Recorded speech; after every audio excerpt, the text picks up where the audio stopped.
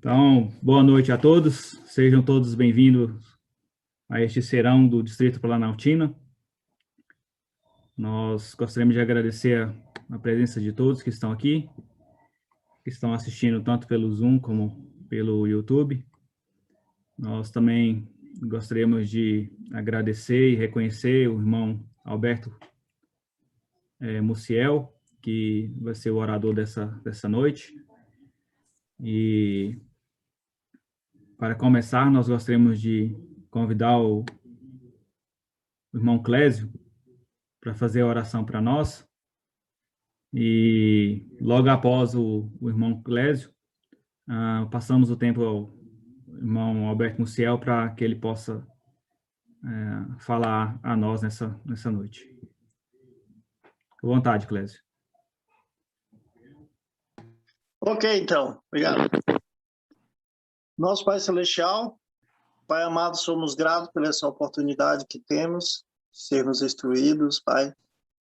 Somos gratos pelo Teu amor, pelo Teu Evangelho em nossas vidas, pelas bênçãos que o Senhor tem derramado sobre nós.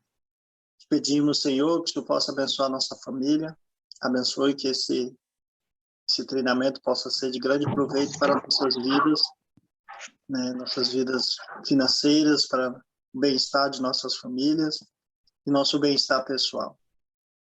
Te pedimos, Pai, que o Senhor possa inspirar o nosso palestrante, que possa ser inspirado de acordo com a Tua vontade, sim. E essas bênçãos pedimos, te agradecemos, em nome de Jesus Cristo. Amém. Amém. Amém.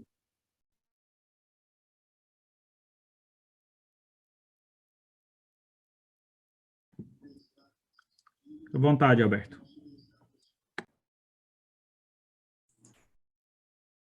Bom, boa noite, irmãos e irmãs e amigos que estão nos assistindo.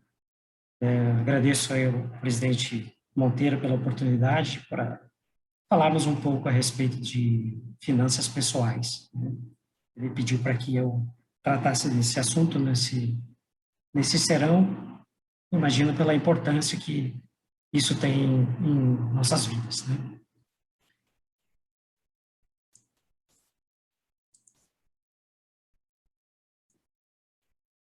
Bom, irmãos, todos o que nós vamos tratar, os princípios que serão ensinados hoje, eles foram retirados desse manual de finanças pessoais da autossuficiência. Aqui ele nos ensina as melhores práticas, né, de especialista também na área de finanças, e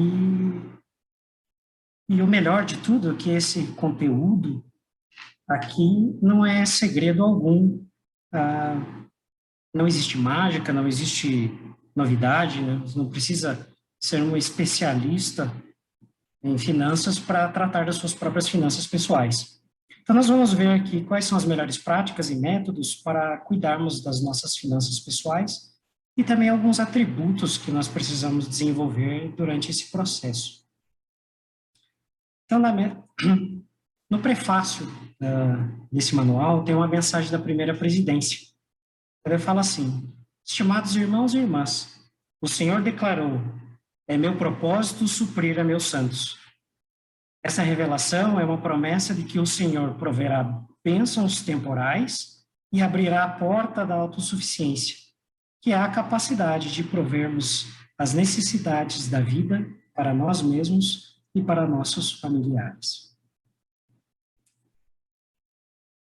Então, por que a igreja e os líderes se preocupam tanto com a nossa autossuficiência? Em Doutrina e Convênios, antes de uma conferência ocorrida em setembro de 1830, o presidente Joseph Smith recebeu essa revelação. Ele diz assim: portanto, em verdade vos digo que todas as coisas são espirituais para mim. Em tempo algum vos dei uma lei que fosse terrena, nem a homem algum, nem aos filhos dos homens, nem a Adão, vosso pai, a quem criei. Essa escritura está em Doutrina e Convênios 29, seção 29, versículo 34. Então, todos os mandamentos são espirituais, né? nós vamos ver que hoje, ao tratarmos das nossas finanças, as nossas finanças pessoais também é um assunto espiritual. Às vezes pensamos que isso pode ser só uma coisa desta vida, ou uma situação terrena. Mas vamos ver como é que as nossas finanças pessoais, como nós lidamos com elas, podem impactar na nossa vida espiritual. As escrituras, elas estão recheadas de exemplos e ensinamentos relacionados à autossuficiência. Então, o que é autossuficiência? Então, no manual da igreja, ele diz que a autossuficiência é a capacidade, o compromisso e o esforço de satisfazer as necessidades espirituais e materiais da vida para si próprio e para a família. À medida que se tornam autossuficientes, os membros também estão mais capacitados a servir e a cuidar dos outros. O presidente Oakes também nos ensinou: sejam quais forem as causas, a dependência de outra pessoa para tomarmos decisões ou obtermos recursos que poderíamos conseguir por nós mesmos enfraquece-nos espiritualmente e retarda nosso crescimento no sentido de nos tornarmos o que o plano do Evangelho espera que sejamos. Então, o presidente Oakes foi bastante claro, né, a falar que quando nós dependemos de outra pessoa, isso nos enfraquece espiritualmente, né? Nos retarda o crescimento, nós ficamos estagnados. E nós não estaremos progredindo naquilo que o plano do Evangelho espera. Um exemplo que nós temos nas Escrituras é a parábola dos talentos. Imagino que a maioria de nós conhece a parábola dos talentos. Então, o que ela nos ensina em termos das nossas finanças pessoais? Qual o ensinamento que nós podemos ter?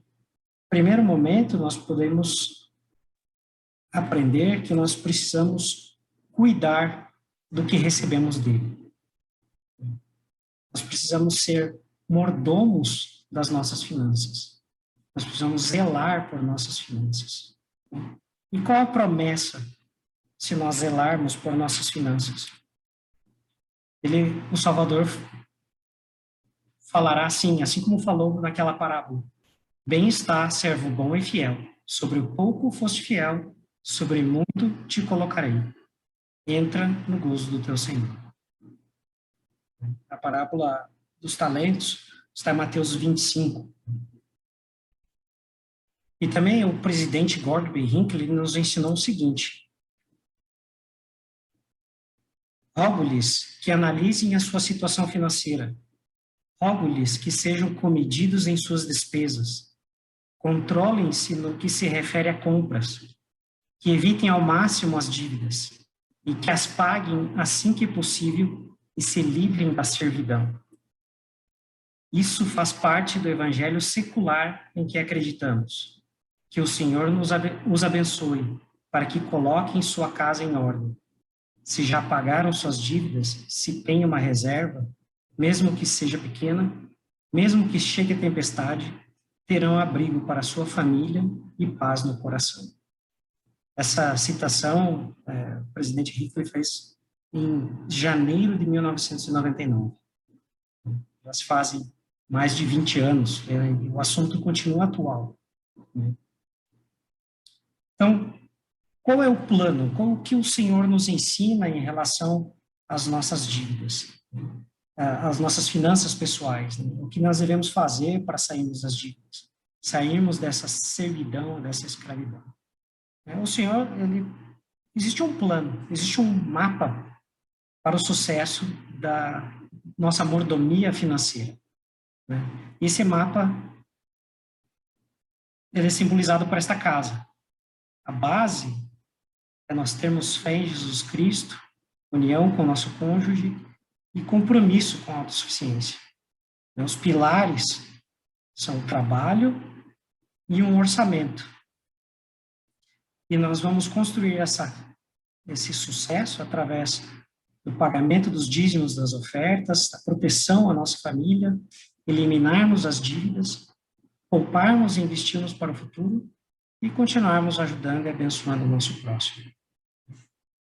Então, vamos aprender durante essa palestra de hoje, esse serão, alguns princípios, alguns passos, algumas coisas que nós podemos fazer para termos sucesso, aplicarmos este mapa da mordomia financeira, do sucesso para a mordomia financeira. Então, alguns passos para cuidarmos das nossas finanças pessoais. Colocar o Senhor em primeiro lugar, entender a sua situação financeira atual, fazer um orçamento, guardar dinheiro para o futuro, evitar dívidas e investir. Vocês devem estar se perguntando, né? Não, mas o Alberto está ficando caduco, né? Ele colocou que guardar dinheiro para o futuro e investir. Não é a mesma coisa? Não seria a mesma coisa? Não, não é a mesma coisa, né? Nós vamos falar durante esse treinamento o que seria guardar dinheiro para o futuro e o que seriam os investimentos. Então, o primeiro passo, colocar o Senhor em primeiro lugar. Como é que colocamos o Senhor em primeiro lugar, né? Financeiramente falando, né? Vamos aplicar isso às nossas finanças pessoais. Termos fé em Jesus Cristo, né? De que Ele pode nos ajudar em nossa situação financeira, pagar o dízimo e as ofertas, aconselhar-se com o Senhor sobre a sua situação financeira, né? Sobre as finanças, unidade com o cônjuge ao cuidar das finanças e termos compromisso com a autossuficiência. Então, o primeiro tópico, fé em Jesus Cristo. O que o Salvador disse? A revelação dada de Joseph Smith está lá registrada na seção 104.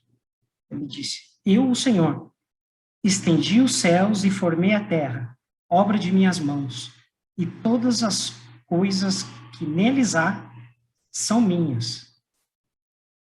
Todas as coisas são do Senhor. E é meu propósito suprir a meus santos, pois todas as coisas são minhas. Então, nesses dois versículos, ele enfatiza que todas as coisas desta terra são do Senhor, e que o propósito dele é suprir os seus santos, o seu povo. Também no Sermão da Montanha, o Salvador ensinou: pois se Deus assim veste a erva do campo, que hoje existe e amanhã é lançada no forno, não vestirá muito mais a vós, homens de pouca fé? Às vezes não desenvolvemos nossa fé suficiente. Então, nós vamos aprender aqui como que nós podemos desenvolver um pouco da nossa fé em relação às nossas finanças.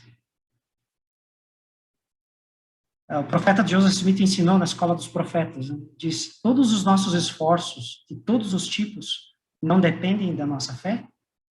Assim como nós recebemos todas as bênçãos temporais pela fé, também recebemos todas as bênçãos espirituais pela fé. A fé não é apenas um princípio de ação, é também um princípio de poder. Os filhos de Israel, quando eles carregavam a Arca do Convênio, eles chegaram até o Rio Jordão, né? A promessa era que eles cruzariam, né, o Rio Jordão em terra seca. Mas eles pararam, né, pensaram: quando que a água se dividirá? A resposta é quando os pés estiverem molhados. Eles caminharam para dentro do rio, eles agiram, e o poder se seguiu, a água se dividiu. Assim como os israelitas, né, fugindo do Egito, atravessando o Mar Vermelho. O Elder Bednar diz que muitas vezes nós pensamos que precisamos ter um conhecimento perfeito antes de agirmos, né? Principalmente relacionado às finanças. Nossa, eu só posso fazer alguma coisa se eu for um mestre em finanças, se eu for um expert. Mas não é isso que ele nos ensinou. Ele falou que nós devemos Nós já temos o suficiente para começarmos. E a fé é um princípio de ação e poder. Então, nós precisamos começar. O segundo tópico é pagarmos dízimos e as ofertas. O Senhor disse: trazei todos os dízimos à casa do tesouro e provai-me nisto. Se eu não vos abrir as janelas do céu e não derramar sobre vós uma bênção tal, até que não haja lugar para recolherdes. Que grandiosa promessa, né, que o Senhor faz aqui. Nós podemos prová-lo. Também o presidente Oaks nos ensinou: o pagamento do dízimo é um teste de prioridades. Ou seja, se alguém cumpre a lei do dízimo, ela não estaria disposta a cumprir as demais leis? Né? Ou fazer o que é necessário para conseguir a sua autossuficiência? Por isso é tão importante pagarmos o dízimo. Também o presidente Herbert Grant ensinou: os homens e as mulheres que foram absolutamente honestos com Deus, que pagaram o dízimo, a eles Deus concedeu sabedoria. Graças a ela, conseguiram utilizar os 9/10 restantes na forma que lhes foi de maior valor e conseguiram realizar mais do que teriam conseguido se não tivessem sido honestos com o Senhor. Irmãos, eu presto meu testemunho que o dízimo, pagarmos o dízimo honesto, nos traz bênçãos. Nem sempre a nossa vida será um mar de rosas, mas nós receberemos as bênçãos do céu. O segundo tópico para colocarmos o Senhor em primeiro lugar é aconselharmos-nos com o Senhor. A Alma e a Moleque estavam ensinando os oramitas, e a Moleque ele ensinou o seguinte: clamai a ele pelas colheitas de vossos campos, a fim de que por meio delas prospereis. Clamai pelos rebanhos de vossos campos, para que aumentem. Nós devemos nos aconselhar com o Senhor quanto aos assuntos financeiros. Quais são algumas coisas, algumas sugestões que nós podemos, com as quais nós podemos nos aconselhar com o Senhor? Seria falarmos com o Senhor sobre as nossas necessidades materiais. Falarmos com Ele a respeito dos nossos desafios que estamos enfrentando, as nossas dificuldades. Nós pedirmos a orientação sobre o que nós devemos fazer, sobre como devemos agir, se as ações que nós pretendemos tomar são corretas ou não. E pedir que o Senhor abençoe os nossos esforços.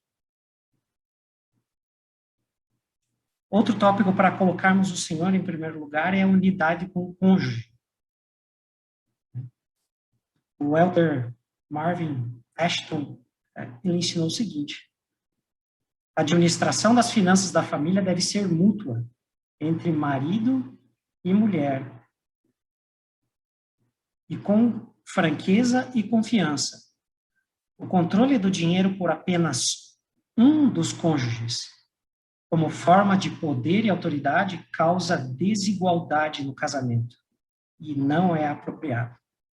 Por outro lado, se um dos cônjuges voluntariamente se desobriga completamente da administração das finanças da família, está se eximindo de uma responsabilidade necessária. Então, os dois devem trabalhar juntos, né? O marido e a mulher devem trabalhar juntos para cuidar das finanças, né? Muitos casais são formados por culturas diferentes, situações econômicas diferentes, tradições, hábitos de consumo, até religião diferente. Um conselho: é necessário abraçar as diferenças. Ambos precisam ouvir com amor e humildade, né? Desenvolver a união. Ambos precisam ser honestos ao trabalhar com as finanças, né? Precisam traçar metas e planos juntos. Não tem como cuidar das finanças como um casal sem traçarem metas e planos juntos. Plano para a vida. Nunca administrar o dinheiro separadamente. Nunca. E o conselho familiar, e trabalhar em conselho da família, né? O conselho da família, o Elder Ballard ensinou que o conselho da família ele pode ser o conselho do casal, o conselho de toda a família, o conselho de um dos filhos, né? O conselho de um casal com os filhos, de um membro do casal com os filhos, ou de outro com os filhos. Mas é importante fazer conselhos de família para trabalhar com o dinheiro, né? Para traçarem as metas, para identificarem aonde precisam melhorar em relação ao assunto de finanças. Existe até um livro, né, de um especialista em finanças, né, chamado Gustavo Cerbasi. Ele lançou um livro chamado Casais Inteligentes Enriquecem Juntos. Ele não é membro da igreja, nem estou fazendo propaganda do livro, mas é bastante interessante que, do ponto de vista financeiro, é importante o casal trabalhar junto a questão financeira.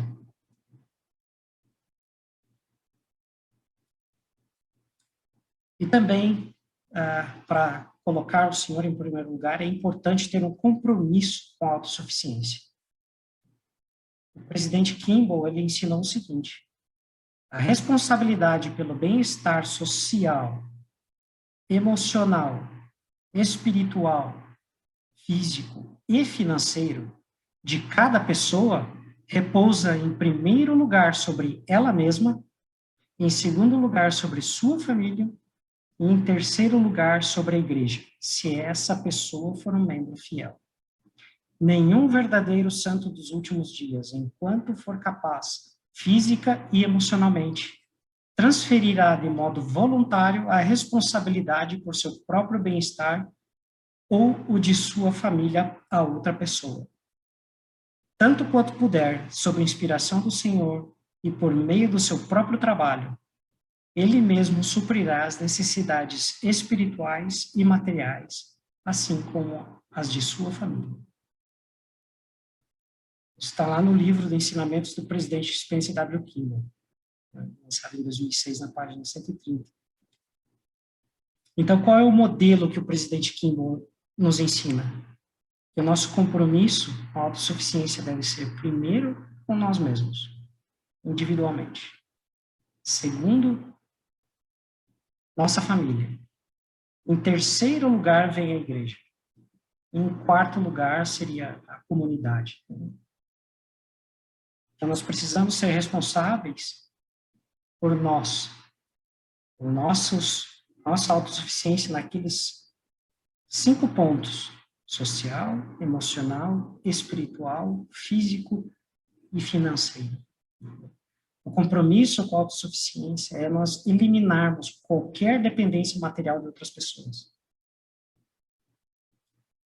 Como que nós vamos fazer isso? Nós estamos aprendendo. Primeiro, colocar o Senhor em primeiro lugar.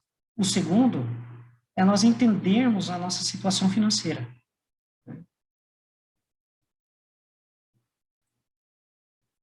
Aí nós precisamos responder 2 perguntas. A primeira delas: eu sei onde eu gasto meu dinheiro todo mês?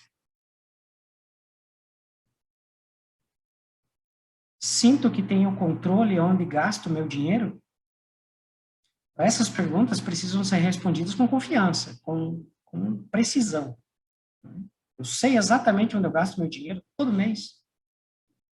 Eu tenho controle? Se nós tivermos um melhor entendimento da nossa situação financeira, melhor vai ser o nosso planejamento. Como que nós vamos fazer isso? Fazer um controle de gastos. Nós precisamos fazer um controle daquilo que nós gastamos. Então, como que nós fazemos um controle? Primeiro passo: nós precisamos registrar todas as nossas despesas e receitas. Receitas são as nossas rendas, o nosso rendimento, né? Nós precisamos, em segundo ponto, categorizar as despesas por tipo. Elas podem ter dois tipos: fixas, que elas têm o mesmo valor, e variáveis, né, que elas têm valores diferentes a cada mês.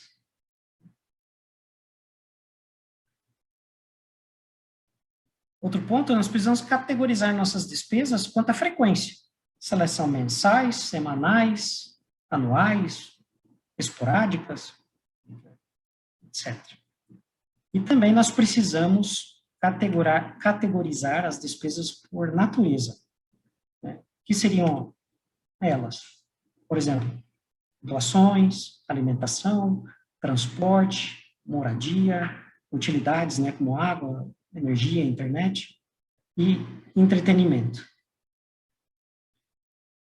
Então, nós fazemos essa categorização das nossas despesas, o registro das nossas despesas e a categorização delas é importante para nós sabermos o valor das despesas, se ela tem o mesmo valor sempre, qual a frequência que elas ocorrem, determinarmos a importância dessa despesa, né? E depois disso, nós vamos construir um plano. Então, como que podemos fazer esse controle dessas despesas? Nós podemos fazer isso anotando num caderno, numa planilha, num aplicativo, né? Tem várias maneiras de fazer esse controle. Depois que nós fizermos o controle, nós vamos fazer um orçamento, que é o nosso terceiro passo. Nefe, Jacó, na verdade, irmão de Nefe, ele ensinou os nefitas a respeito disso lá em 2 Nefe, falando: não despendais dinheiro naquilo que não tem valor, nem vosso trabalho naquilo que não pode satisfazer. Então, muitos de vocês podem perguntar, né, o que é um orçamento? O orçamento, simplificando, nada mais é do que um plano. Nós vamos planejar a origem e destino do nosso dinheiro. Né? Em resumo, né? Como usarei o meu dinheiro? Então, esse é o orçamento. Você vai determinar de onde vem o dinheiro e aonde você vai usar esse dinheiro.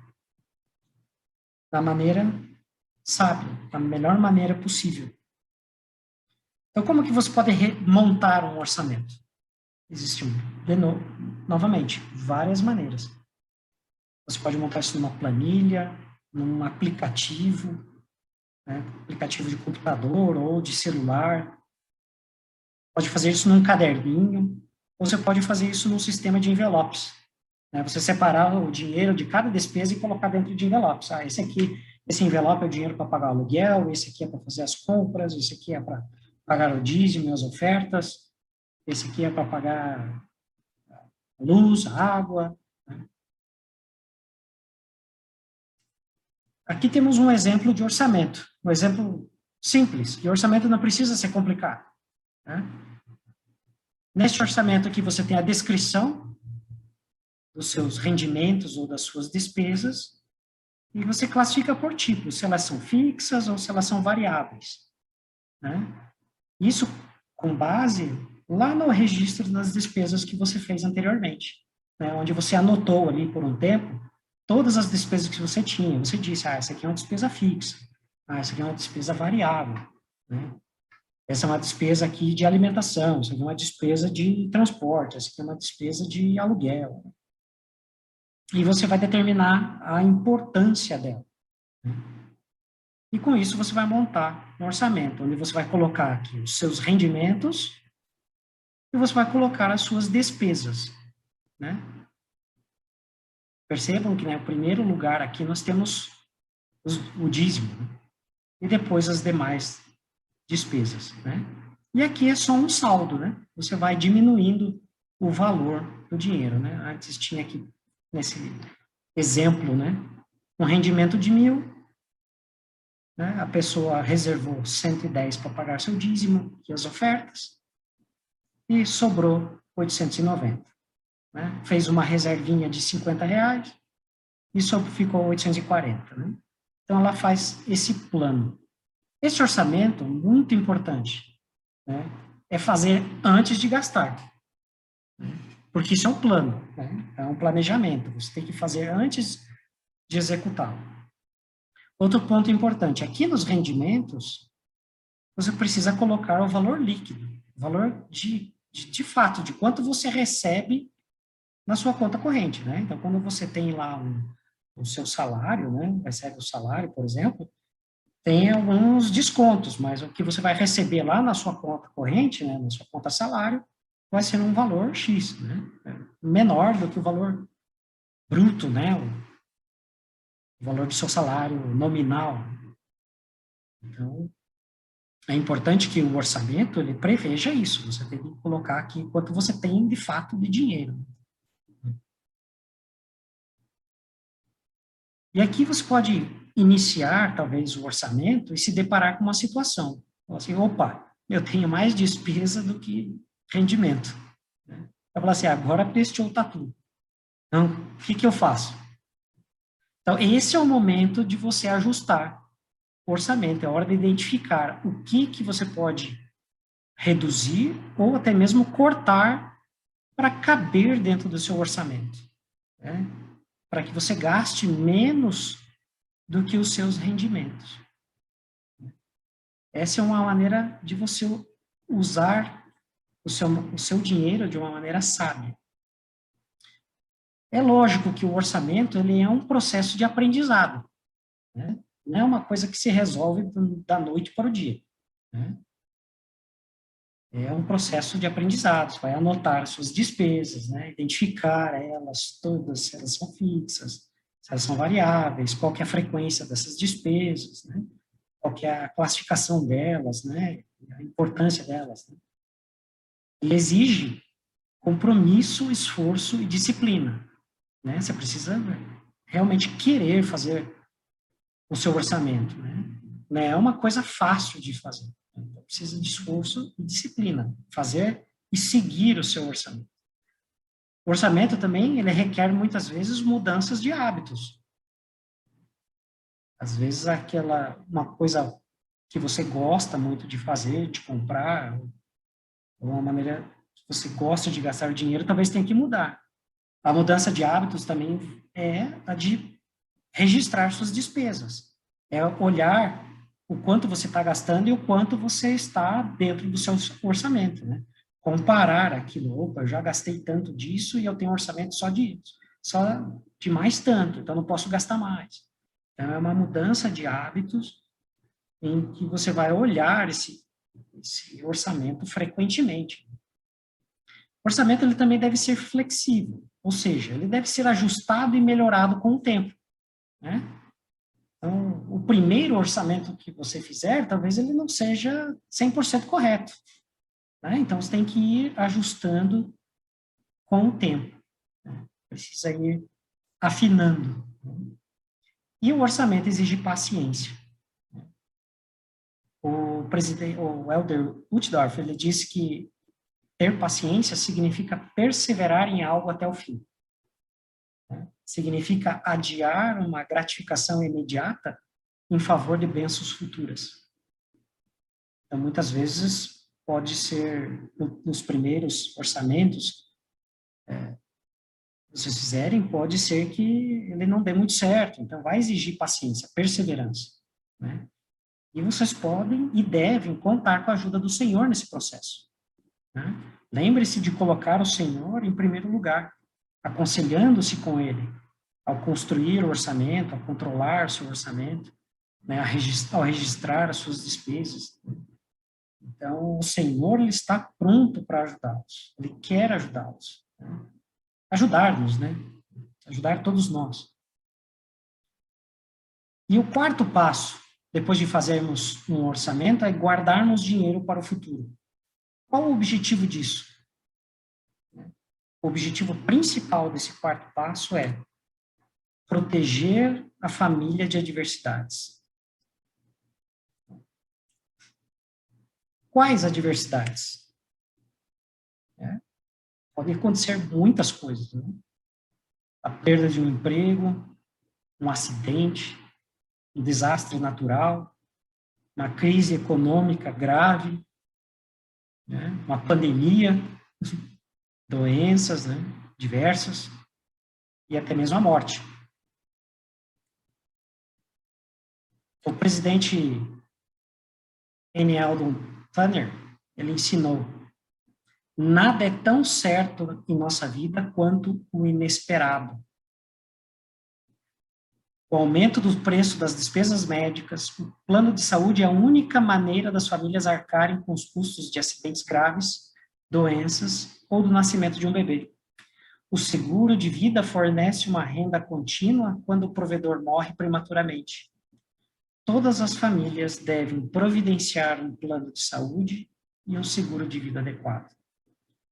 Note que essa citação do presidente Tanner está na Liahona de março de 1980. Só que é um assunto mais atual do que nunca. Nós vemos o custo de vida aumentando cada vez mais. As doenças, a dificuldade de tratamento médico, muitas vezes pelos sistemas governamentais. O presidente Tanner já nos alertou que nada é tão certo na nossa vida quanto inesperado. É aquela famosa lei de Murphy, né? Nada é tão ruim que não possa ser piorado. Então, nós precisamos estar precavidos, né? Como? Criando um fundo de emergências para um mês.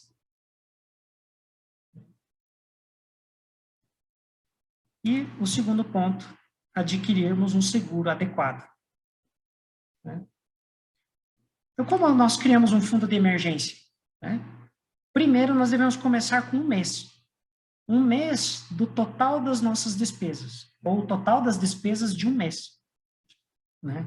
Nós precisamos fazer isso urgentemente. Né? Isso nós devemos fazer antes até mesmo de pagarmos todas as nossas dívidas. É que nem o Walter Bednar disse, que nós falamos um pouco atrás, né? Nós precisamos agir agora. Né?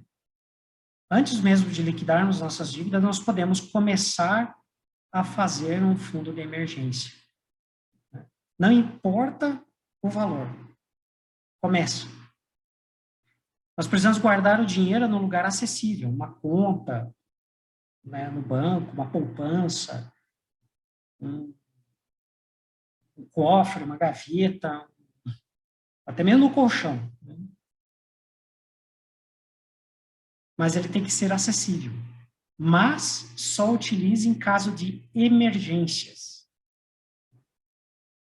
E se você precisou usar, reponha o valor gasto assim que possível.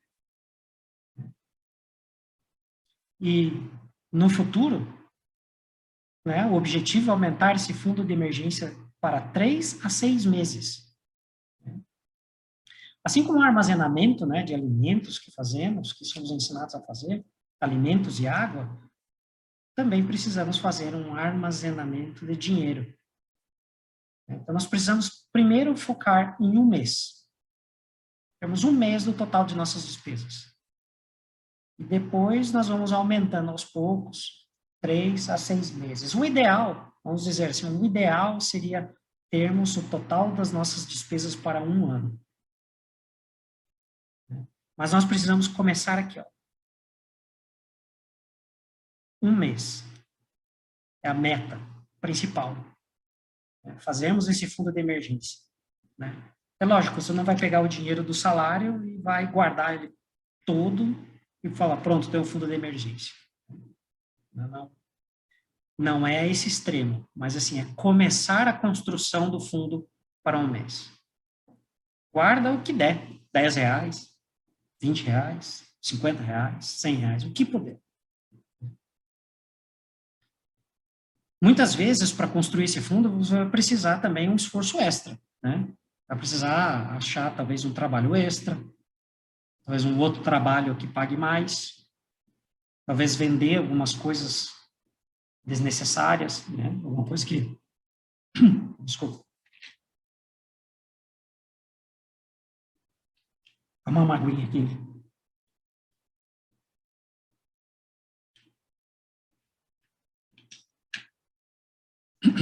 Talvez vender algumas coisas desnecessárias, alguma coisa que a gente não usa mais, ou que realmente não é importante para a nossa vida, né?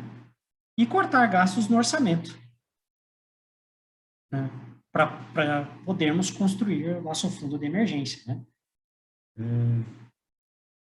Aí vocês vão usar da sua sabedoria e trabalhar, né, com seu cônjuge e seus conselhos de família para saber o que vocês vão cortar, o que vai ser cortado, né?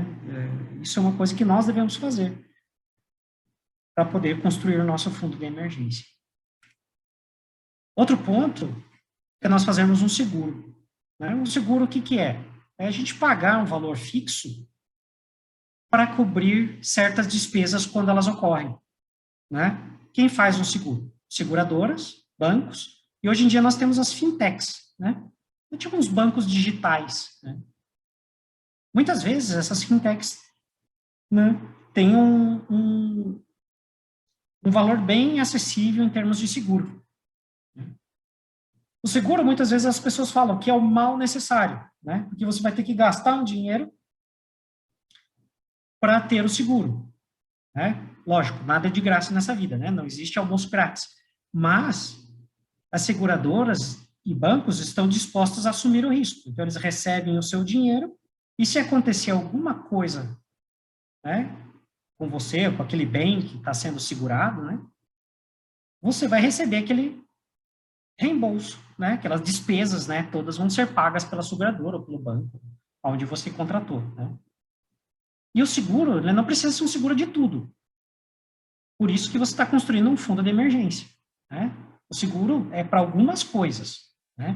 Então, quais são alguns tipos de seguro que são importantes e talvez os principais, né? Eu coloquei aqui eles em ordem que eu julgo que são os mais importantes. Primeiro, o seguro de vida e incapacidade. Geralmente, eles são combinados, né? Quando você faz um seguro de vida, ele também já tem cláusulas ou de incapacidade, né?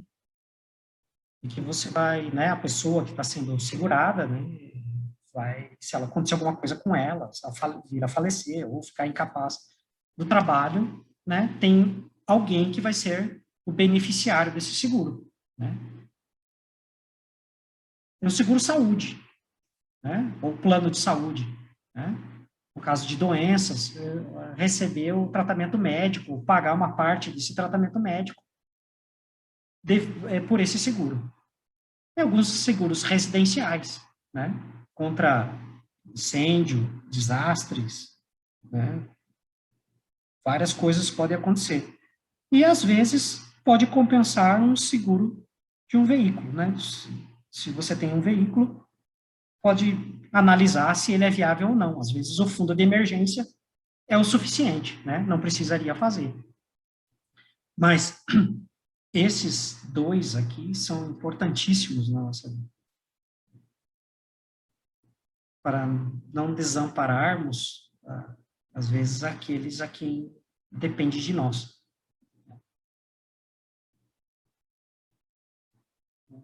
Eu não vou entrar a fundo, né, a respeito dos seguros, como eles funcionam, né? Existem muitos recursos onde podem se conseguir essas informações. Até mesmo tem vídeos, canais no YouTube, né, na internet. Se quiser, pode também me perguntar algumas coisas, eu estou à disposição. Já falando, né, não vendo seguro, não trabalho para seguradora, né, não ganho nada com isso, apenas explicar como é que funciona, talvez tirar algumas dúvidas em relação a isso. O quinto passo para nosso cuidado com o nosso dinheiro é nós evitarmos as dívidas. Importantíssimo esse passo. O presidente Grant nos ensinou: se há algo que traz paz e alegria ao coração humano e à família, é viver dentro das nossas possibilidades. Se há algo que traz tristeza, desânimo e desespero, é ter dívidas e obrigações que não podemos saldar. né? Devemos lembrar lá o que o presidente Hinckley falou, né, na citação no início do nosso encontro. Ele fala que as dívidas são um tipo de servidão, de escravidão. Nós somos escravos das nossas dívidas. O presidente Hinckley nos ensinou uma dívida razoável para a compra de uma casa acessível e talvez para algumas outras coisas necessárias é aceitável. Com a minha experiência, percebo muito claramente a tragédia terrível de muitos que, de modo imprudente, contrariam dívidas para coisas que não precisam. Então, o que o presidente Hinckley fala, uma casa acessível, né? Fala uma dívida para uma casa enorme, né? Luxuosa, né? Casa acessível. E outras coisas que sejam necessárias, né? Por exemplo, como a educação, né? Nós fazemos um empréstimo para garantirmos a nossa educação. E talvez até para um transporte modesto, mas isso se necessário. Né? Essa citação do presidente Hinckley me lembra a seguinte frase: comprar o que não precisa com o dinheiro que não tem. Muitas vezes fazemos isso. Né? Compramos aquilo que não precisamos com o dinheiro que não temos. Aí nós estamos escravos das dívidas. Quais são alguns passos, então, para nós sairmos dessa escravidão, sairmos das dívidas? Primeiro, desejarmos. Né? Segundo passo, entendermos a real situação das nossas dívidas. Terceiro, vencer as tendências do homem natural. Parar de contrair dívidas. Pode parecer óbvio, mas muitas vezes não é. Pagar as nossas dívidas. Então, como que nós livramos das nossas dívidas? Como que nós desejamos livrar-se das nossas dívidas? O Elder Oaks ensinou, quando temos a visão daquilo que podemos nos tornar, nosso desejo e nosso poder de agir aumentam enormemente. O Elder Maxwell ensinou, tudo que desejamos insistentemente com o tempo passa a ser aquilo em que nos tornaremos. Muitas vezes, para conseguir qualquer coisa difícil, o nosso desejo ele precisa ser muito maior do que o obstáculo que nós vamos enfrentar. Senão a gente não consegue. Então, precisamos ter o desejo de sairmos daquela situação. Segundo passo, entendermos as nossas dívidas.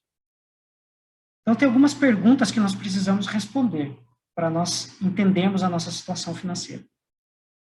Como estão as nossas dívidas? Primeiro, qual é o total das minhas dívidas? Quais são as taxas de juros? Qual o valor das parcelas mensais? Em quanto tempo irei pagá-las? E qual o total de juros que irei pagar? Então, são perguntas que nós precisamos responder. Nós precisamos saber isso. Nós precisamos fazer o chamado inventário das nossas dívidas. Né? Um exemplo do inventário seria mais ou menos isso. Né? Nós temos aqui um exemplo. Aqui a descrição das dívidas, o saldo devedor delas, né? Taxas de juros e o pagamento mensal. Né? São valores hipotéticos.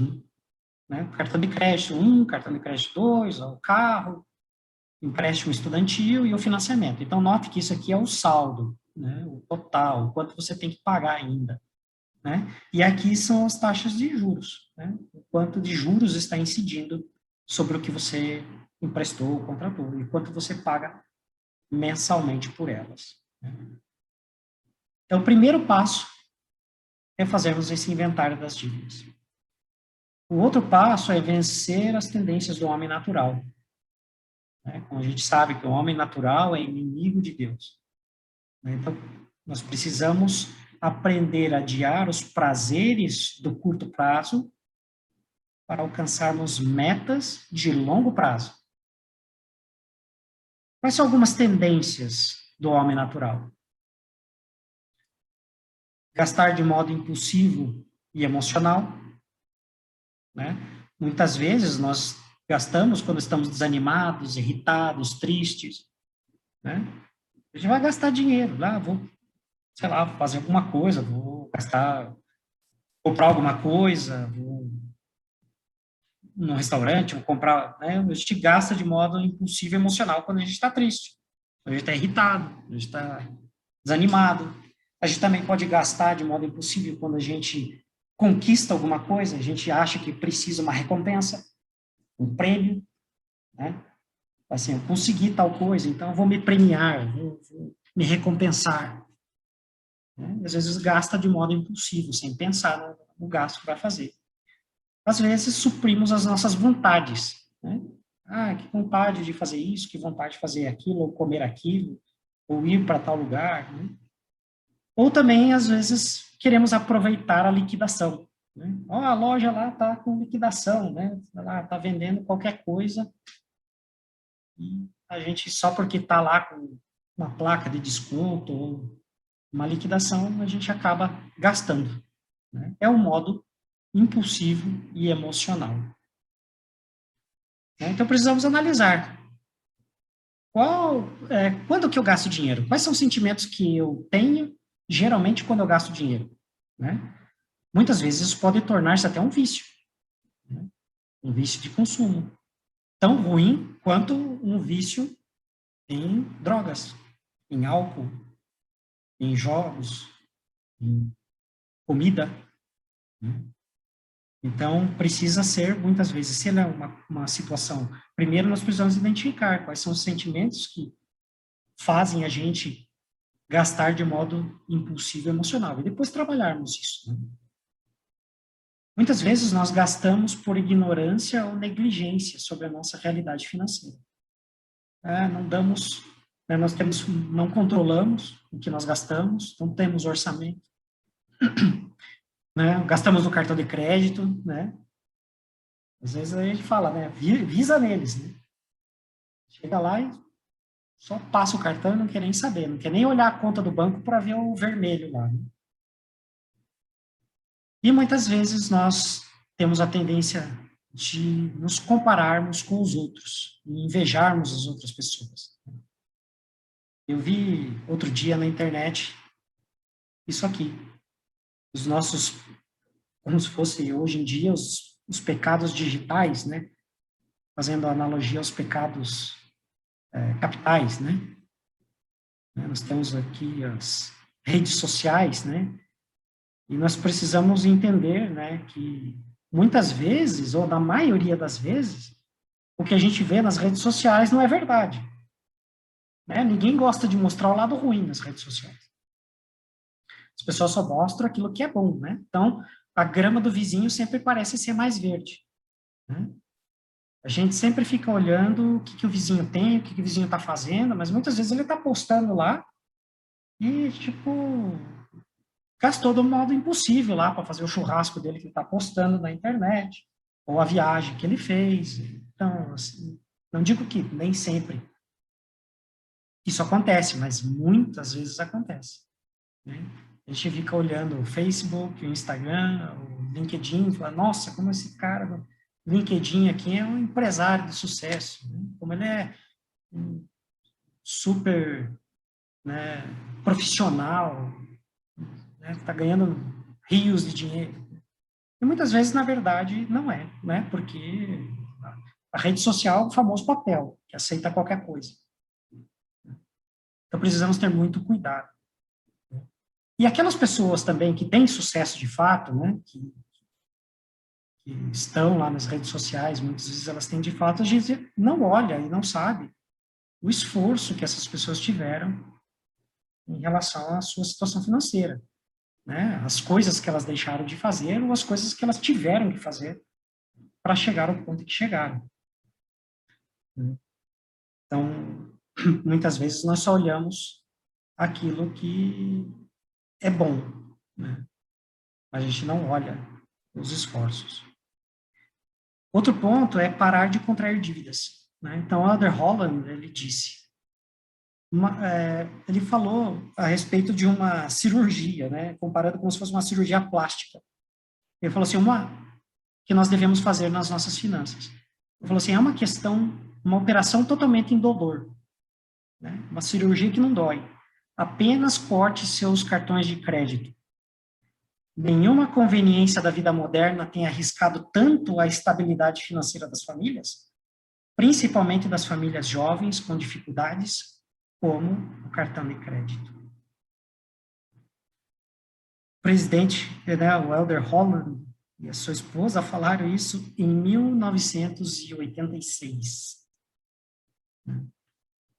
Então, esse assunto é muito mais atual do que imaginamos, né? Temos hoje o gasto impulsivo usando o cartão de crédito sem termos dinheiro para pagar depois. Então, nós precisamos parar de fazermos dívidas, né? Jogar o cartão de crédito fora. Então, como que nós podemos parar, né? Construir um fundo de emergência, né? Voltamos nesse ponto. Precisamos construir um fundo de emergência para um mês, e depois que nós tivermos esse fundo para um mês, nossa meta ser um fundo para 3 meses, e depois ir aumentando, né? E nós abandonarmos o cartão de crédito e os empréstimos pessoais, né?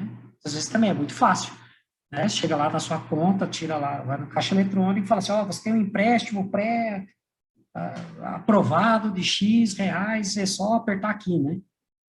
Aí você apertou ali, já era. Vai pagar juros e muito, né? Então, para parar de construir dívidas, né, coloque as coisas que você precisa no orçamento, né? Faça um plano para as compras. Se você precisa de algo que você não precisa ser neste momento, né? Faça um plano, coloque no seu orçamento, vai fazendo uma reserva para você comprar esse bem, né? Ou essa coisa, ou, sei lá, a viagem, talvez, que você queira fazer, enfim, né? Qualquer coisa que se queira fazer, né? Então, faça um plano. Porque nós temos um probleminha, né? Nós temos os juros. Os juros, ele é o valor do dinheiro no tempo, né? Então, muitas vezes eu falo assim, mas eu vou comprar esse aqui que eu estou precisando e é 12 vezes sem juros, ou 18 vezes sem juros. Isso é a maior mentira que existe. Não existe nada pagando a prazo que não tenha juros embutidos. Porque os juros é o valor do dinheiro no tempo, né? Um rapaz, né, chamado, eu falo rapaz porque ele é bem jovem, o nome dele é Thiago Nigro, né? Ele escreveu um livro chamado Do Zero ao Milhão. De fato, ele é milionário, né? Ele escreveu isso porque ele conseguiu ser milionário, né? Ele tem um canal no YouTube chamado O Primo Rico.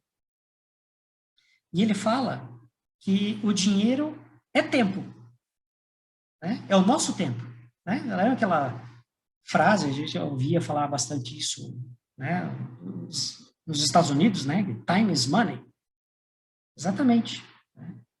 O dinheiro que nós usamos para comprar as coisas nada mais é do que o nosso tempo que nós estamos gastando, né?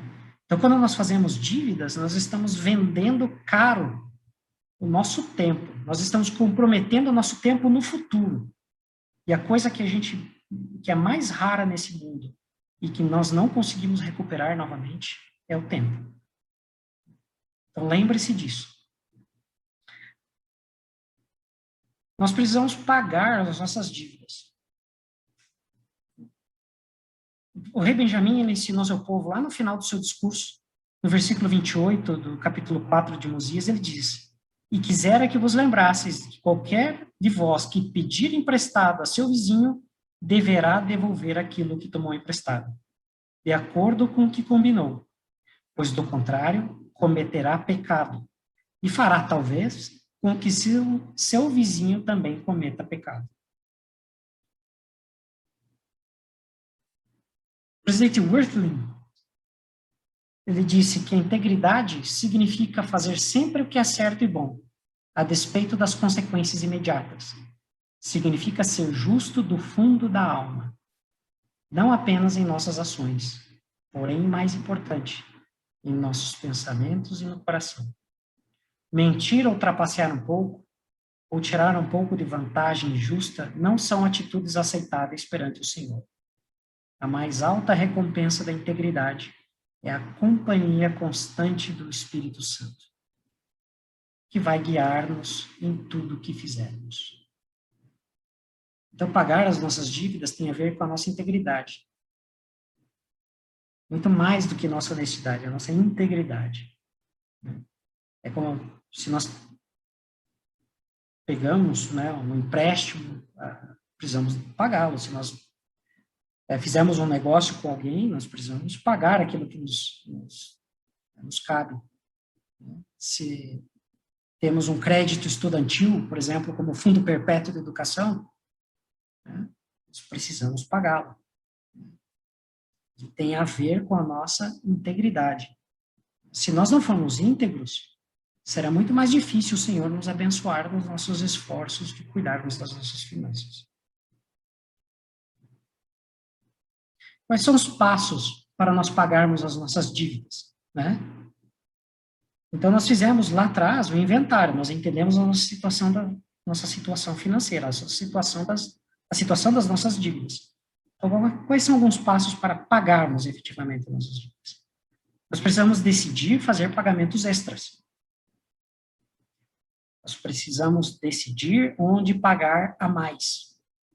Né? Onde nós vamos fazer, né, esses pagamentos extras. Nós precisamos usar um método de transferência. E nós precisamos tomar outras medidas se necessário. Então, como nós fazemos os pagamentos extras? Né? Temos aqui um exemplo daquele inventário que nós falamos, né? Nós temos aqui o cartão de crédito 1, o saldo, o cartão de crédito 2, o saldo, o carro, o empréstimo estudantil, financiamento, suas respectivas taxas de juros e o pagamento mensal que fazemos. Se nós pegarmos esse exemplo aqui, do cartão de crédito número 1, né? A pessoa deve 4.000. Essa taxa de juros de 17%, né? Que nós temos, né? Ao mês, né? 17% ao mês. É mais ou menos. Isso é um valor hipotético, mas não é, a realidade de hoje não é muito fora disso, não. E aqui, fazendo um pagamento mínimo de 97, né? Porque quando pega o cartão de crédito, tem lá o pagamento, às vezes, da fatura inteira e o valor do pagamento mínimo. Quanto tempo vocês acham que levaria para pagar essa dívida fazendo esse pagamento mínimo de 97? R$97, né? A essa taxa de juros. Quanto tempo isso levaria? Pasmem. 20 anos e 9 meses. Esse seria o tempo para você pagar essa dívida. Sabe quanto você pagaria de juros? R$5.107,62. R$1.000 a mais do que o valor da dívida atual. Onde que eu quero chegar? Se fizesse um pagamento adicional de 100, né, pega os 97 e paga mais 100, então paga um total de 197. Quanto tempo levaria para pagar essa mesma dívida? Preste atenção. 2 anos e meio. Só você reduz 18 anos a dívida pagando R$100 a mais do que o valor mínimo. Nunca paguem o mínimo. Qual que seria a economia de juros? A economia seria R$4.357,79. Ou seja, você pagaria apenas R$749,83 de juros. A diferença é exorbitante. Então, nós precisamos decidir. Ok, vamos fazer pagamentos a mais. Aonde que nós vamos pagar mais? Existem duas opções. Uma, fazer pagamentos extras das dívidas que têm juros mais altos, né, como o caso do cartão de crédito, né? Ou a outra possibilidade é fazer pagamentos extras das dívidas com menor saldo devedor primeiro. Ambas essas situações têm vantagens e desvantagens, né? Aqui são elas. Se a gente pagar o juro mais alto primeiro, a vantagem é eliminar as dívidas mais caras primeiro. Como a gente fala, a dívida mais cara é a taxa de juros mais alta, né?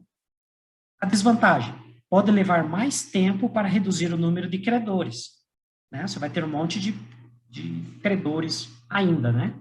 E vai levar mais tempo para você ver o resultado, né? Porque mesmo você fazendo pagamentos adicionais, vai levar um tempinho, né? Para você começar a enxergar esses resultados. A outra situação, saldo devedor mais baixo primeiro, né? Você reduz o número de credores mais rápido. Reduz o número de pagamentos mínimos mais rápido. E você nota os resultados também mais rápido. Mas quais são as desvantagens? Pode sair mais caro, uma vez que você não está quitando as dívidas com os juros mais altos primeiro. Se perguntasse, Alberto, se você tivesse nessa situação, o que você faria? Eu pagaria os juros mais altos primeiro. Isso é uma questão individual. Precisa ser analisado caso a caso o seu inventário das dívidas, né? Analisar seu saldo devedor, taxa de juros, tempo e o valor da parcela mensal. Mas, a princípio, eu pagaria os juros mais altos primeiro. O outro tópico é o método de transferência. O que é esse método de transferência? Na verdade, ele consiste em transferir os pagamentos de um empréstimo após você quitar para outra dívida, né? Então, vamos dizer assim, você tinha uma dívida que foi quitada e você pagava todo mês R$100. Ao invés de você pegar esses R$100 aqui, como que você vai gastar ele? Ué, você vai gastar você vai pegar esses R$100 e vai quitar outro empréstimo, como um adicional, né? Você não vai pegar esses R$100 aqui e comprar um presente, ou vai, né, fazer alguma outra coisa. Você vai pegar ele e transferir ele para outra dívida que você ainda tem e fazer pagamentos adicionais para você acabar com ela mais rápido, né? Ou diminuir taxa de juros. Bom, você diminui taxa de juros, você diminui juros que você está pagando e diminui o tempo, né? E nós temos outras medidas. Quais seriam essas outras medidas para pagarmos dívidas?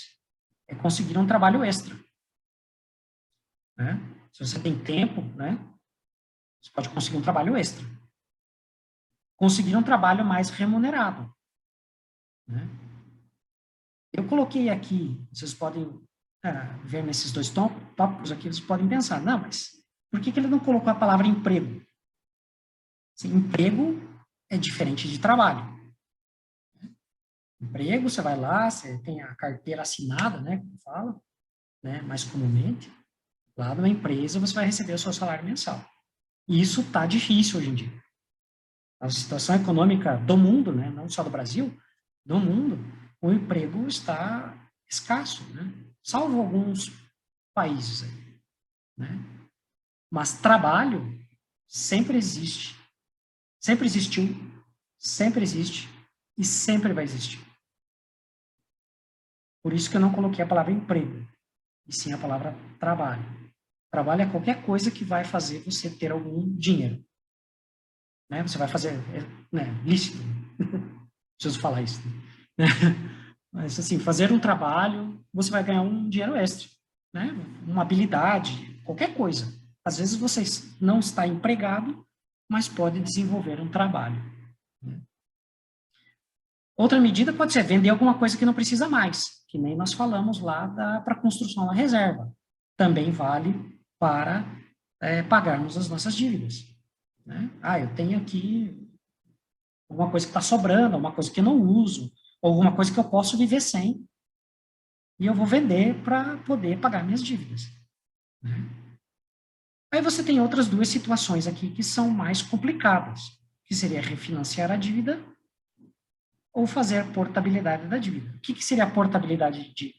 Portabilidade de dívida é uma coisa meio assim, nova, mas não tanto, né? Alguns anos para cá, o que os bancos fazem, né? Você tem a dívida no banco X, aí você vai lá no banco Y e fala assim, ó, banco Y, eu tenho a dívida de tanto a essa taxa de juros, esse é o saldo devedor, por esse tanto prazo lá com o banco X, né? O que você faz aí para me ajudar a eu transferir essa dívida para você, né?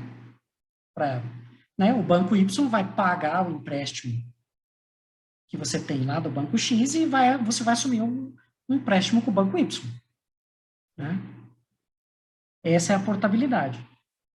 Refinanciar a dívida é você chegar lá naquele banco X onde você tem a dívida e falar, olha, banco X, eu estou meio apertado, preciso renegociar, preciso estender prazo, preciso ou diminuir a parcela, ou, né, preciso fazer alguma coisa, né?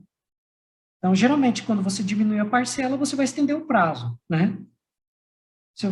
Qualquer coisa que você faça, tanto no refinanciamento quanto na portabilidade, precisa ser muito bem analisado, porque não é de graça, né?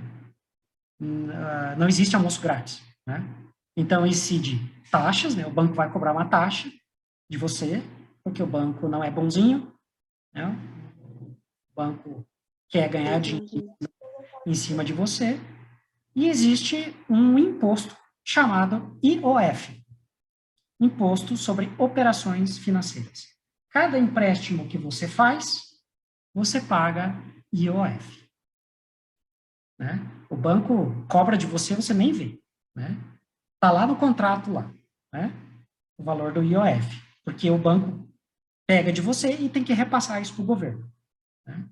Então, é muito importante você analisar, né, esses dois pontos aqui antes de fazer.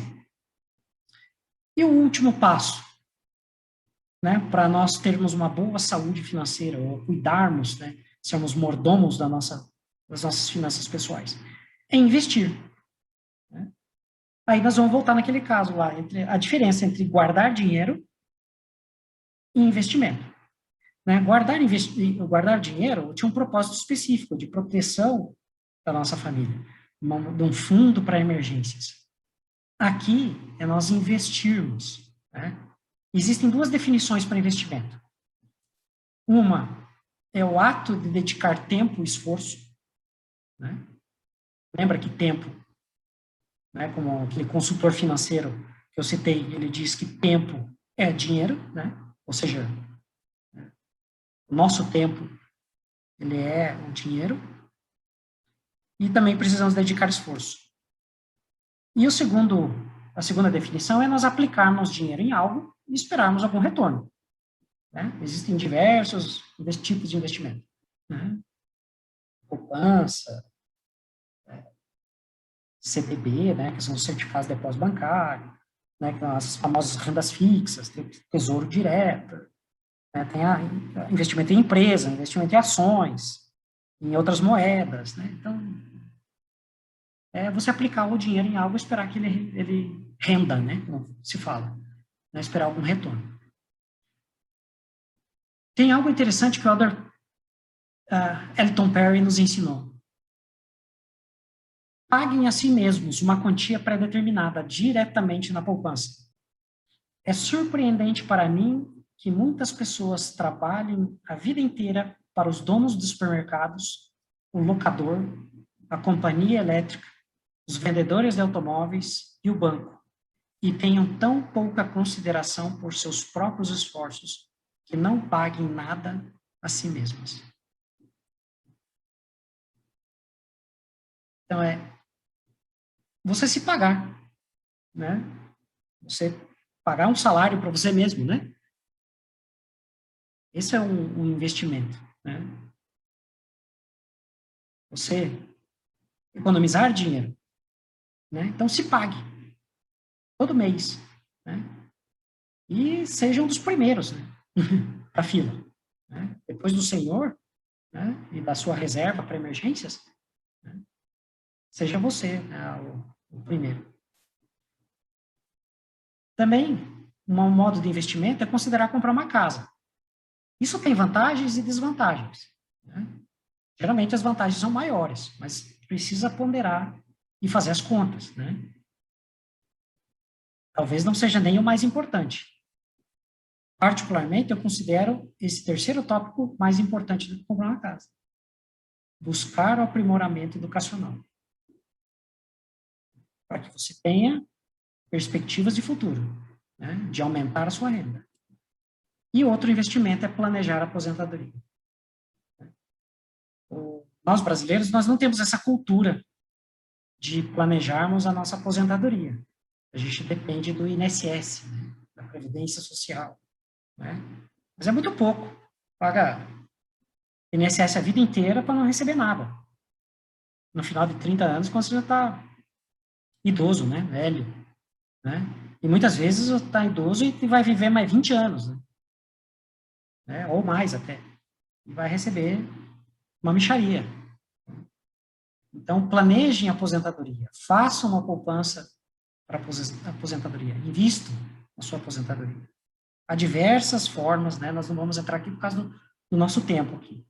Já está bem escasso, mas é muito importante isso. E voltando a falar de educação, o presidente Hinckley falou o seguinte: temos a responsabilidade e o desafio de assumir nosso lugar no mundo dos negócios, da ciência, do governo, da medicina, da educação e de todas as outras profissões dignas e construtivas. Temos a obrigação de educar as nossas mãos e a nossa mente para que sejam excelentes no trabalho do mundo, para a bênção de toda a humanidade. Então, nós precisamos estar envolvidos, né? Nós escolhermos a nossa profissão, estudarmos, né? Nos aperfeiçoarmos e estarmos em constante estudo, para termos assumirmos o nosso lugar nesses mundos aqui, seja dos negócios, da ciência, do governo, da educação, da medicina, né? Qualquer outra profissão, né? E sermos excelentes no trabalho. Dessa forma, nós vamos ser uma bênção para a humanidade. Então, estudem sempre.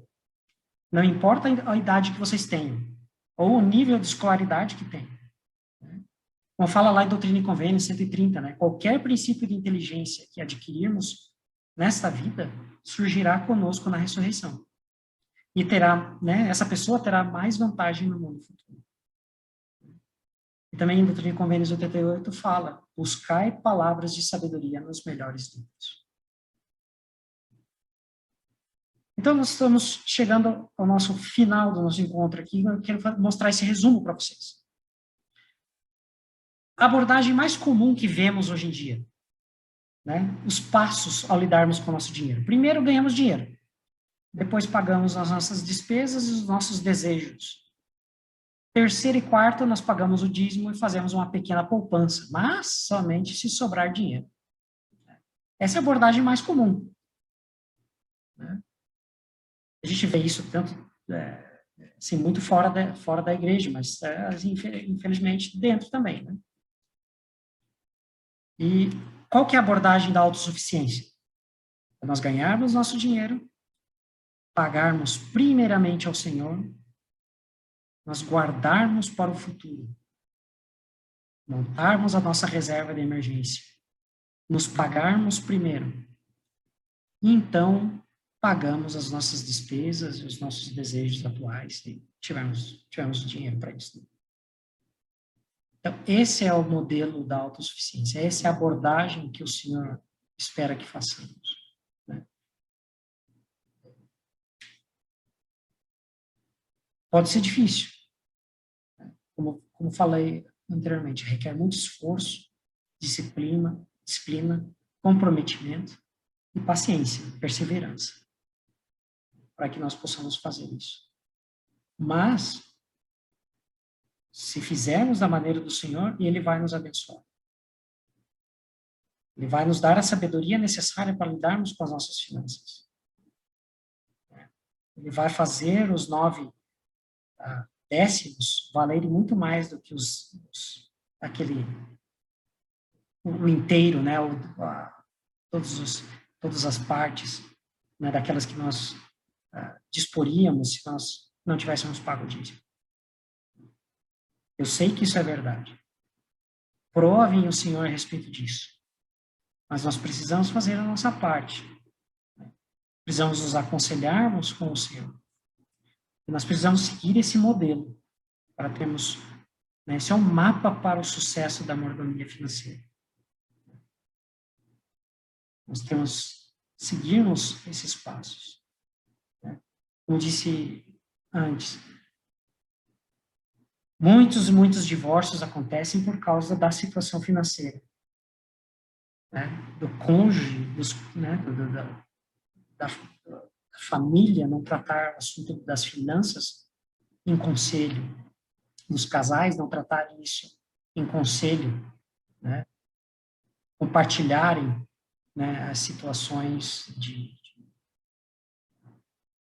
das finanças, né?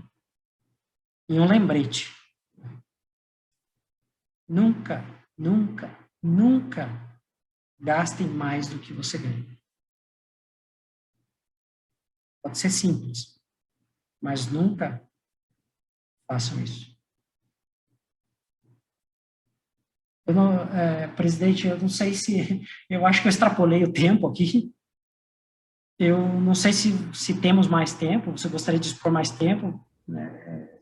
Teria até um espaço para perguntas, mas o senhor presidente aí que preside.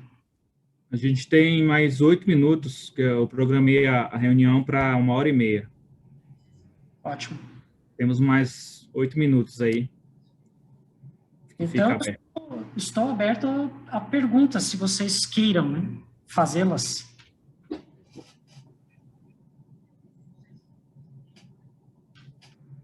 A respeito do que tratamos aqui.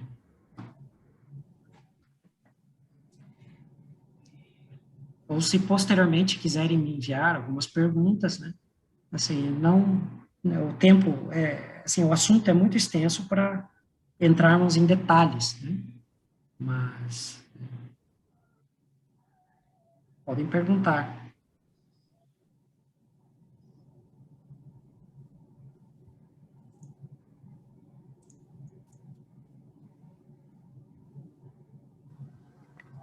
Boa noite. Tá me ouvindo? Sim.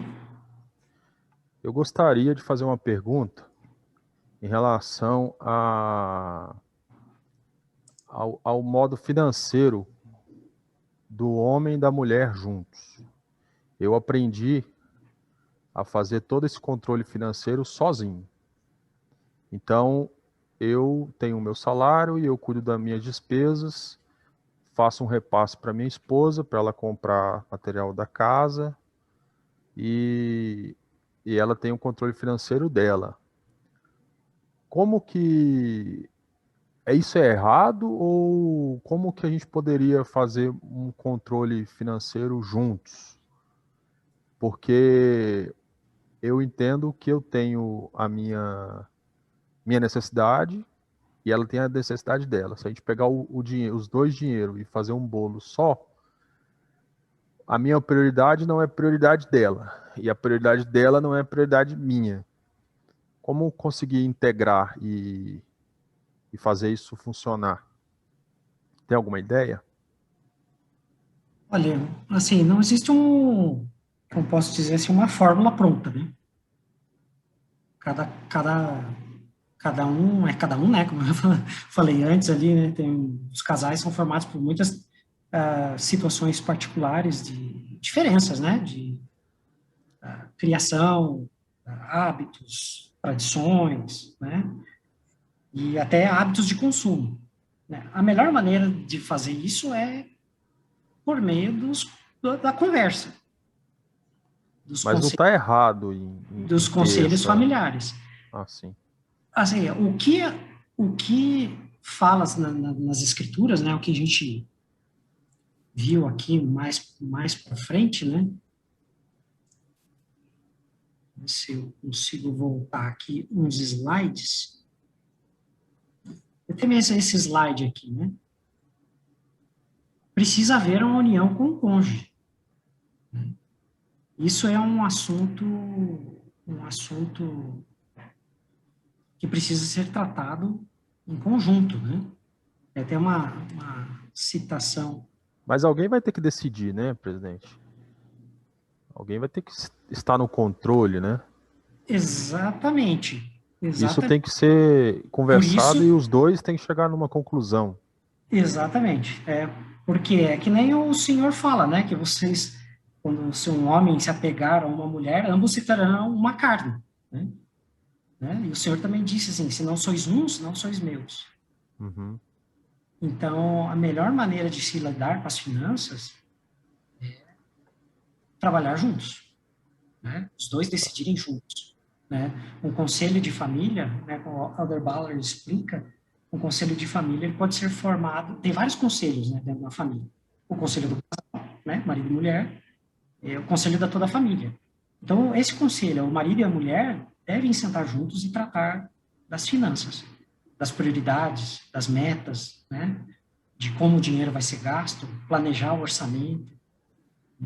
Essa deve ser uma tarefa em conjunto.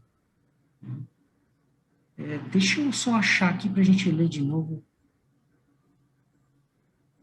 uma citação aqui.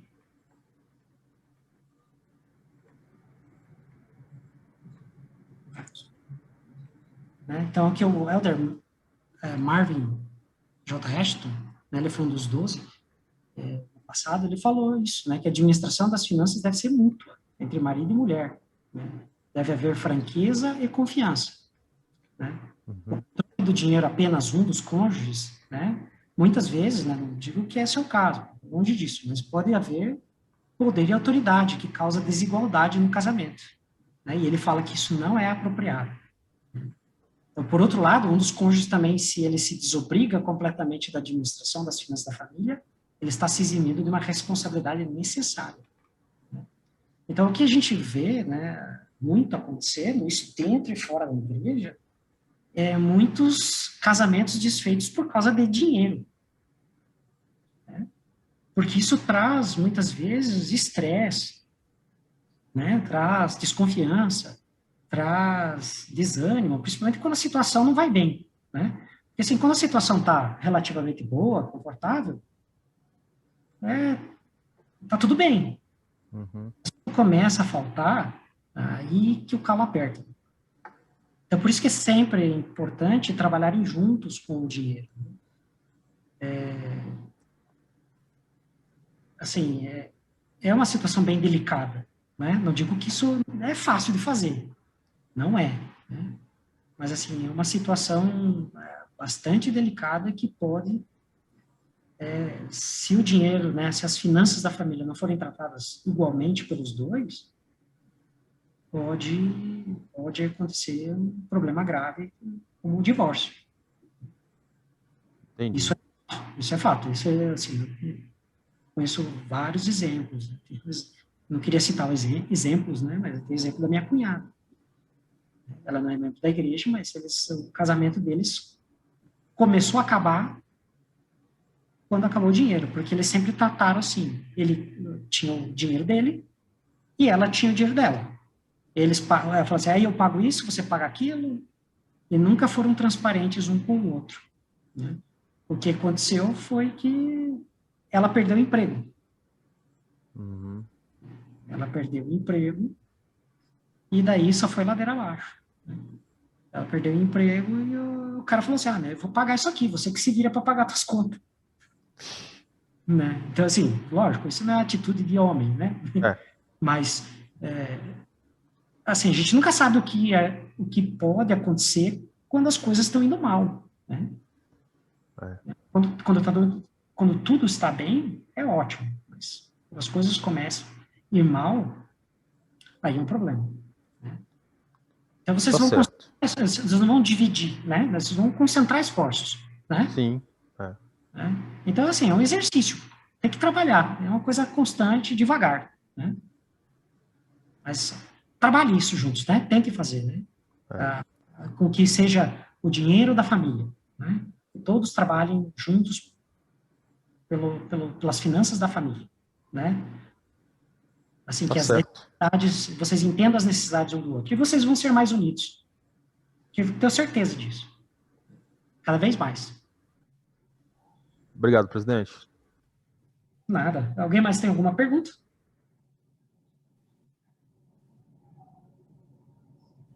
Excelente pergunta.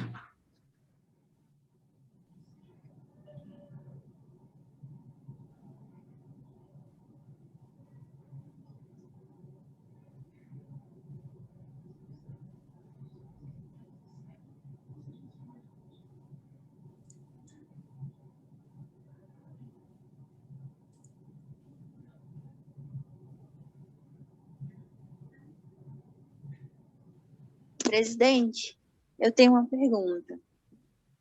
Eu tenho 19 anos e quero muito investir numa casa própria. Seria aconselhado na minha idade?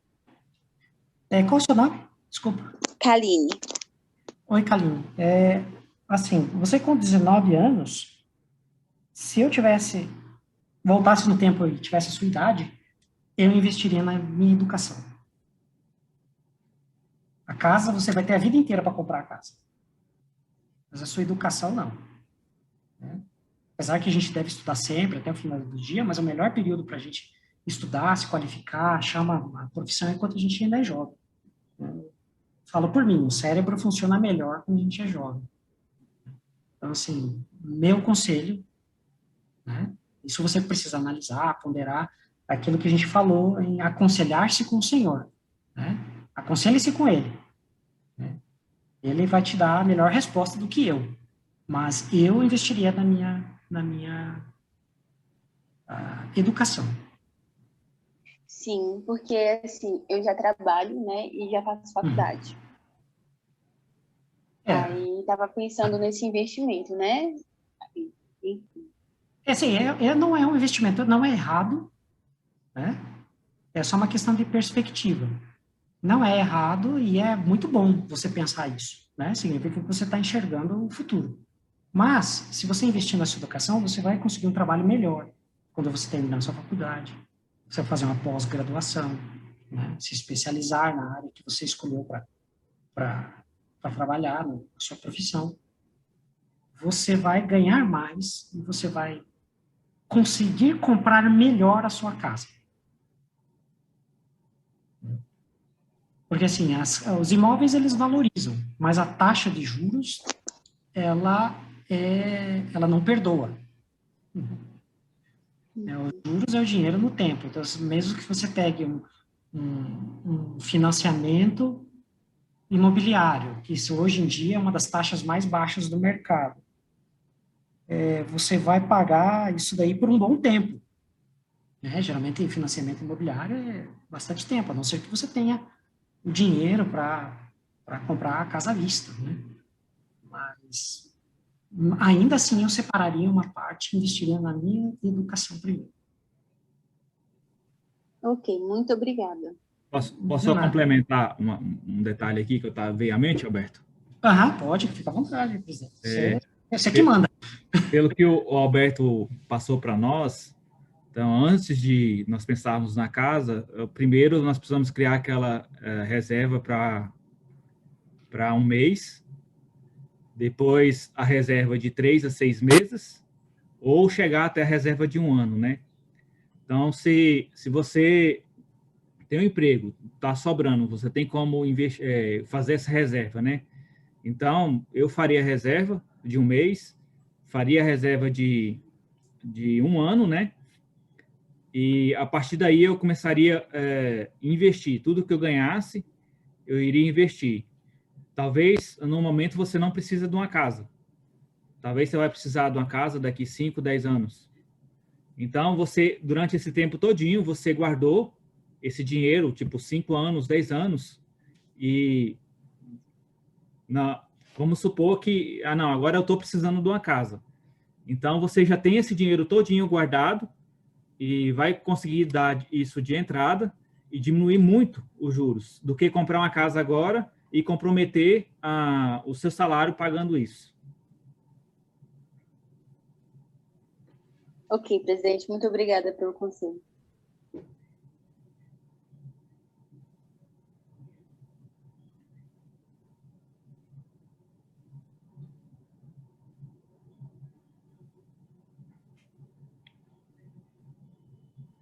Mais alguém tem mais uma pergunta?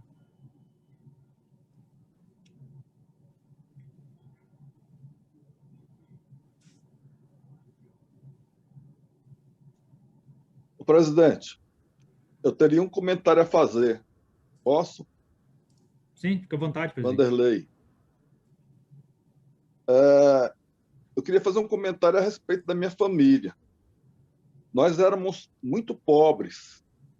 E minha mãe, embora só tinha o primário, ela queria que todos nós estudássemos.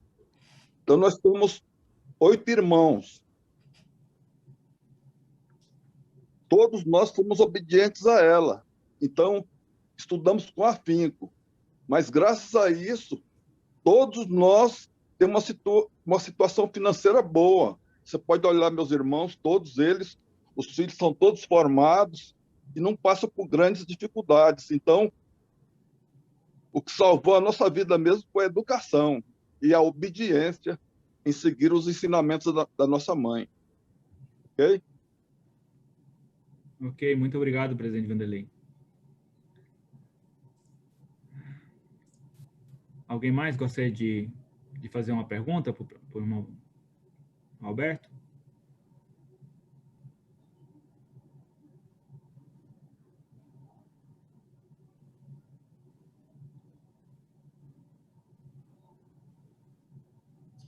Não se acanhe.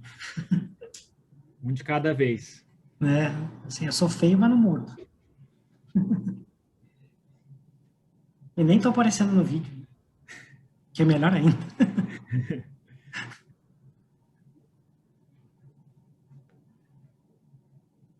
Ok. Você gostaria de encerrar, Alberto? Presidente, só uma pergunta, não é uma pergunta, esse livro aí de finanças pessoais está disponível na igreja? Ou somente no site? Para os membros? Aqui na capela eu não sei se tem, mas ele está disponível pelo site da igreja. Ele tem na Biblioteca do Evangelho e tem no Isso site. mesmo. Você procurar lá, ok. Na Biblioteca do Evangelho, você vai encontrar ele na seção de ajuda para a vida, se não me engano. Assim. Deixa eu ver certinho aqui. Foi embora a voz.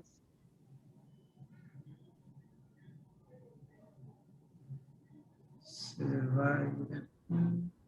Ajuda para a vida é o tópico, depois tem um tópico chamado autossuficiência. Aí tem os manuais da autossuficiência, inclusive esse.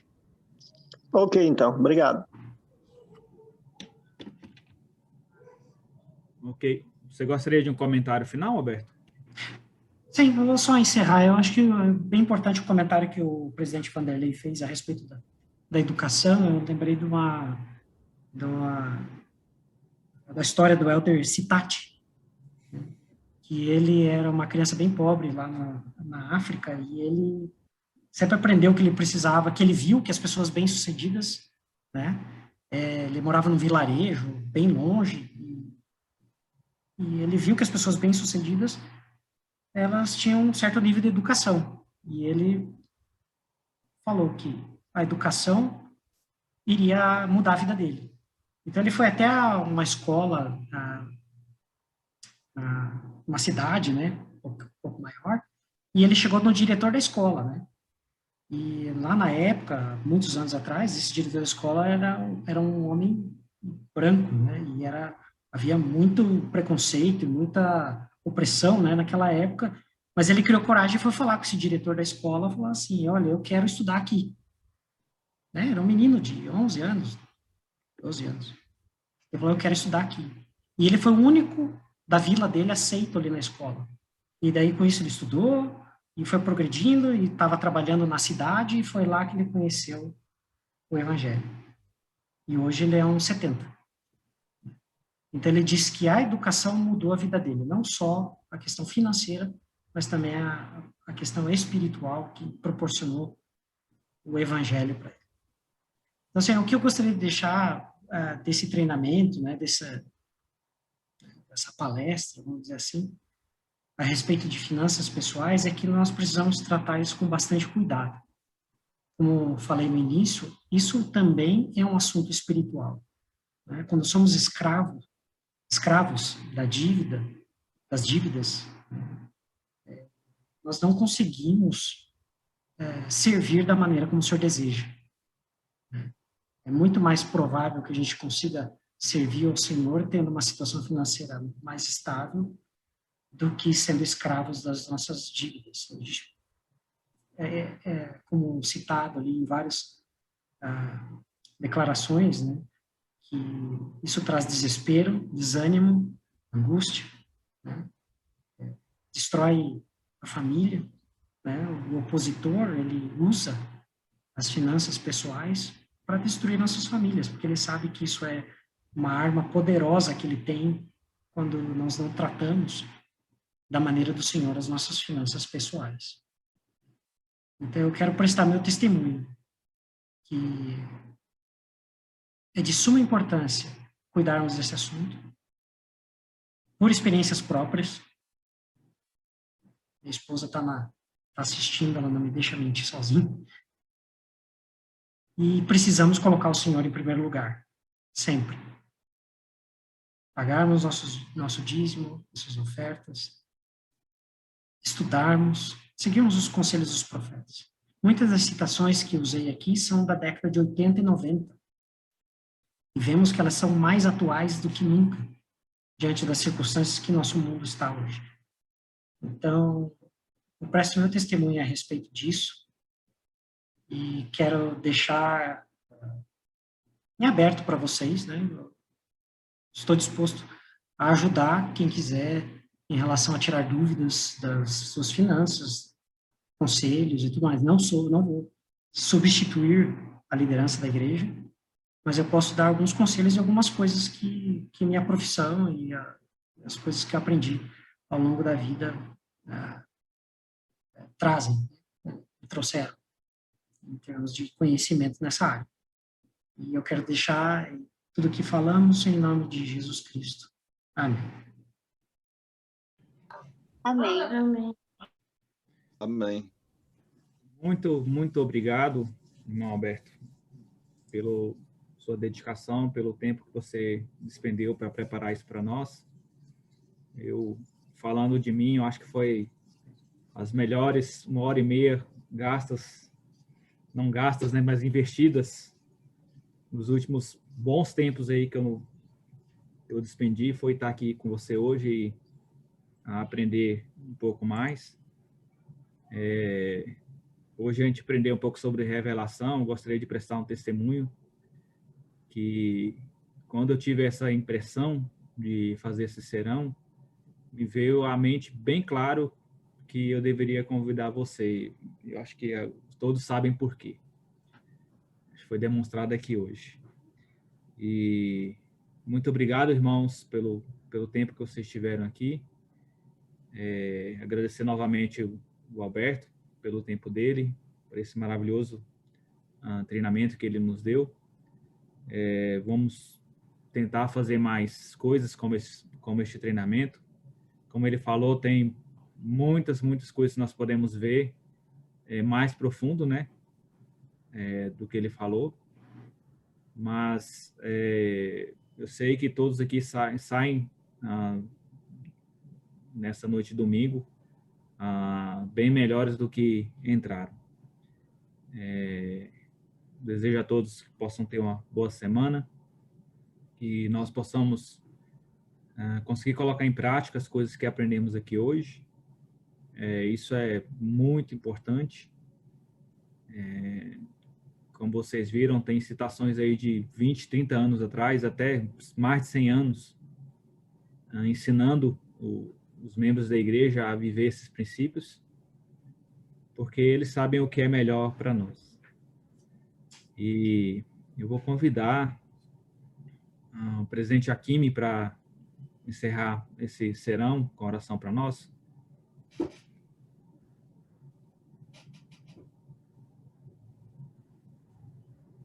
Sim, presidente.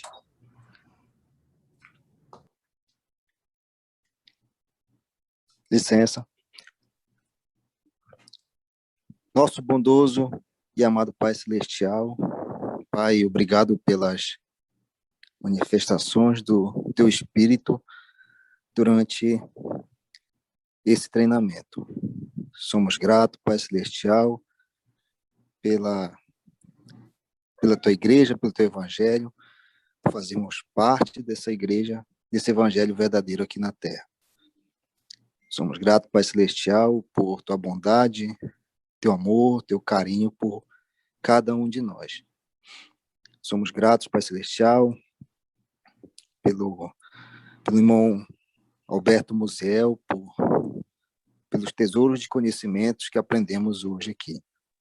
Pedimos que o Senhor possa abençoá-lo, abençoar a família dele, para que possam ter sempre saúde, ter paz e segurança. Pai Celestial, nos abençoe com uma excelente semana e que nós possamos pôr em prática o que foi aprendido hoje. Sabemos que, seguindo esses passos, teremos com certeza sucesso no futuro. É a humilde oração que nós fazemos, pedimos e agradecemos, em nome do nosso Salvador, nosso Redentor, Jesus Cristo. Amém. Amém. Amém. Amém. Boa noite a todos, irmãos. Boa noite. Boa noite. Muito obrigada. Boa noite, presidente. Boa semana. Boa noite, obrigado.